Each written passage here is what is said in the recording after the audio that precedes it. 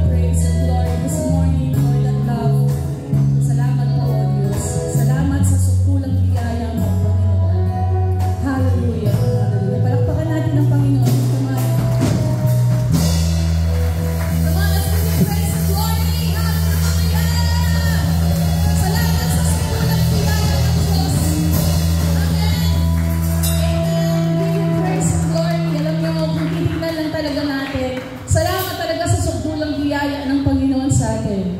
Dahil hindi tayo karapat-dapat, pero dahil sa biyaya ng Diyos, ayon sa Ephesians 2:8-10, dahil sa biyaya ng Diyos, kaya tayo narito, kaya tayo naligtas. And we give Him praise and glory for that wonderful grace para po sa ating lahat. Amen! Amen! Palakpakan natin din sa ang Panginoon. Come on! Woo! Hallelujah! Hallelujah! Sabay-sabay tayo. Let's declare sa biyaya ng Panginoon. Amen! Come on!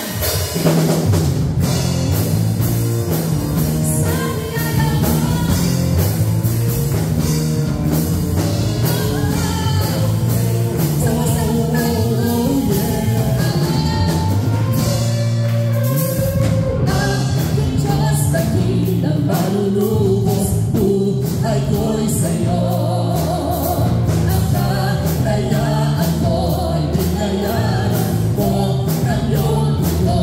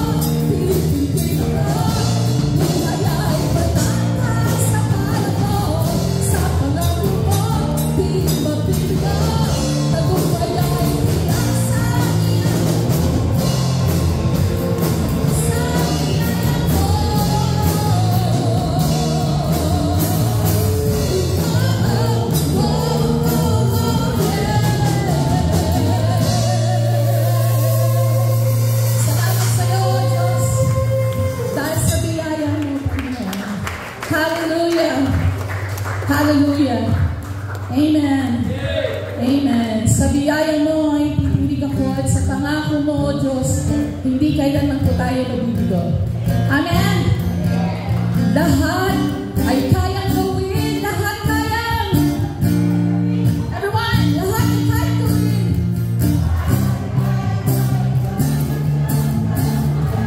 Minsan lang, lahat ay kayang gawin. Come on!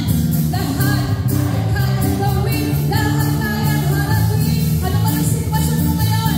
Let's declare, come on! Lahat ay kayang gawin. Lahat kayang harapin. Lahat ay kayang gawin.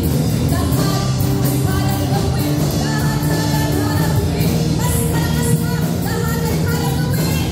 Lahat kayang harapin. Lahat kayang harapin. Sa kilala mo, pipiliin ka. Buhay ay labanan sa pangalan mo. Sa pangako mo, di magbigo. Tagumpay ay tiyak sa kilala mo. Sa kilala mo, buhay ay labanan sa pangalan mo. Sa pangako mo, di magbigo. Tagumpay ay tiyak sa kilala mo. Sa kilala mo.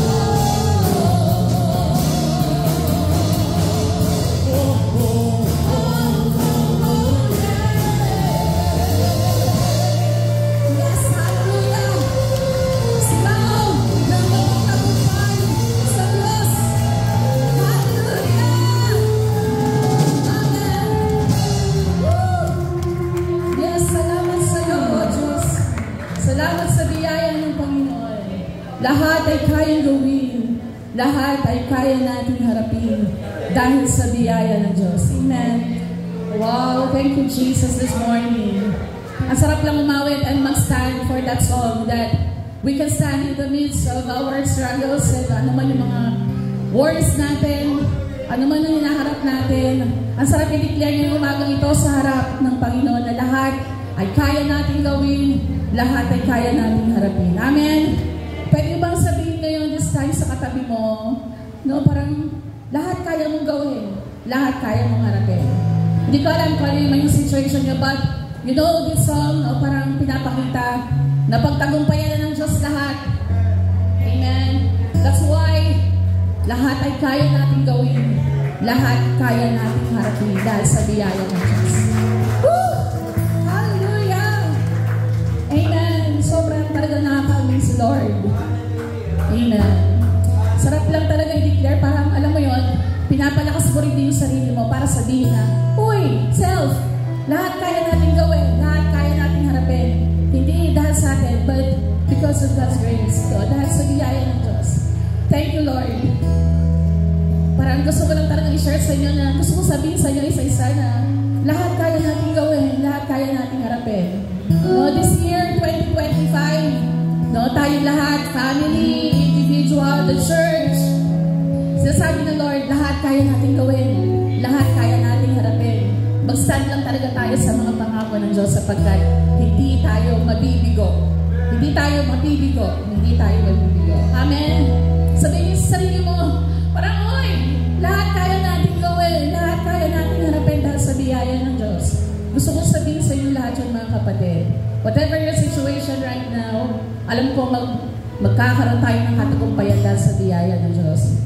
Because of His grace, amen. Because of His amazing grace. Because of His abundant love for us, yung pag-ibig ng Diyos, sobrang lawak para harapin ang lahat ng mga bagay na yan. Can we give praise and glory to the name of Jesus? Hallelujah. Come on, let's worship the name of Jesus right now. Hallelujah. Come on, Jesus. Hallelujah. Walang hanggan katapatan sa buhay ko'y lagi mong lahat narito dahil sa biyaya mo habang